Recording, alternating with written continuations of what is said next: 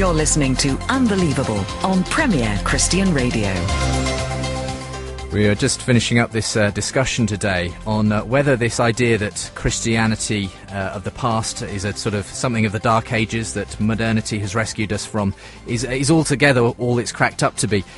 Is the post-Christian age of secular enlightenment simply an atheist delusion is the question we're asking today, and that's the contention of David Bentley Hart in his book Atheist Delusions. He's been sort of going at it with Terry Sanderson of the National Secular Society here on where the moral fabric of Christian society, of society today, be it secular or Christian, comes from. And David has been making the case that we owe an awful lot to the Christian revolution that occurred 2,000 years ago, whether we like it or not. That has informed the kind of morality that Terry seeks to espouse. Terry, on the other hand, has been contending that no, it's a morality that is available to everyone and is the natural course that would take place once we free ourselves, in fact, from religious dogma. We're more apt to see that. Though, just again, to do another quick quote from your book here, David, you mentioned the fact that the modern thought is perhaps actually going away from this idea of the sanctity of the individual, the human life. You say in your book, I cannot help but wonder what remains behind when Christianity's power over culture recedes. How long can our gentler ethical prejudices, many of which seem to be melting away with fair rapidity, persist once the faith that gave them their rationale and meaning has withered away? If, as I have argued in these pages, the human, as we now understand it, is the positive invention of Christianity, might it not be the case that a culture that has become truly post-Christian will also ultimately become post-human? Just briefly, because we haven't got long now, just mention what are your concerns in this area? That the march of materialist sort of view of life is in some way taking away this view that human life is sacred in some way. That well, it is posed. It is honestly posed as a question. I forswear prognostication. I'm not interested in saying the brave new world will look like this, but anyone who lives in the unhealthy atmosphere of the academic world, as I have done, knows that we do now have persons at the vanguard of what they regard as progressive secularist thinking, reviving ideas that were also part of the progressive past, the eugenics movements and others. We have people of impeccable credentials arguing for post-parturient infanticide of defective children, for forced sterilizations, for... Are you thinking of people like Peter Singer and that sort of thing? Peter Singer, Linus Pauling, actually, Joseph Fletcher, Lee Silver. I could go on. I mean, bioethics is absolutely saturated with this, but so also are policy councils in governments of the West. Now, I'm not saying these people will prevail, but it is clear to me, when you read their arguments, that their arguments are consistent. They proceed from several assumptions that I hope would be a morally superior secularist like Terry would grant, the material frame of reality, the mutualist nature of ethical values, and so on and so forth. But they're arriving at a very post-human view of the human. I mean, in their view, humanity now becomes a kind of genetic technology, and a sort of social technology should be arranged to manipulate that genetic technology. And we're seeing the revival of some of the, in a very, mild and tacit voice, but nonetheless no less distressing way, the sort of ideologies that informed the worst political movements of the 20th century. And so for me, and again, that's not a prediction that these people will succeed. Actually, I hope that people like Terry, if secular society is to survive, I hope it's people like him who have,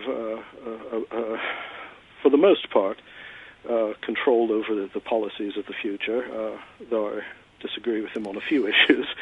But at the end of the day, you just simply can't deny that these ideas gain currency in some areas because they are morally consistent with the premises of a truly materialist view of reality. And it does raise the question for me, are we organic machinery, or is there some other basis for our values? I mean, that raises a huge philosophical question, which we obviously don't have time to go into now. But I'd like you perhaps just to address as we come to a conclusion, Terry, this view that Do you have any justification, I suppose, at the end of the day, Terry, that your view that there is this optimistic view that without any Christian input, if Christianity withers away, that we will go into an age of continued ethical improvement and all the rest of it? On what basis do you rest that belief?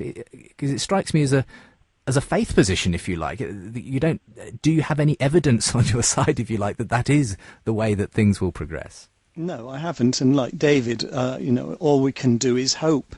But I do think that, my own observations of society as we're living it now seem to suggest that it is far better to be alive now than it was 100 years ago, and even 200 years ago, even better. So I think we have progressed, and hopefully we can continue to progress. But who's to say? I mean, a couple of weeks ago, I was visiting the museum that was once the Auschwitz concentration camp. And I know that looking at what happened there, and the almost unbelievable, that is the word that people use when they come out of there, unbelievable, events that took place, and the fact that there are still people alive today who took part in them, makes me realize that no one can be complacent about what might happen. But one hopes that we have learned from history, and that we will somehow be able to progress ourselves out of the kind of thinking that led to that. We're going to have to close things up now. David, do you want just a few final words as we come to the end of today's broadcast? No, I mean, again, hope is the default position if one wants, since the only other alternative is despair. Again, my argument has been that if one is conscious of history, then one has to be conscious of the entirety of the story, and that's my chief complaint at present about the new atheist discourse. But in the end, I don't actually share Terry's optimism. I think secular society is a better place to live now than 100 or 200 years ago if you're in the right place, if you're a part of the society.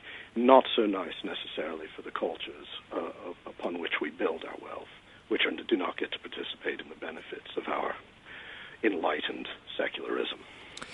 Thank you very much, gentlemen, both, for being with me today. It's been great to have you both on, and thank you for a really engaging discussion today.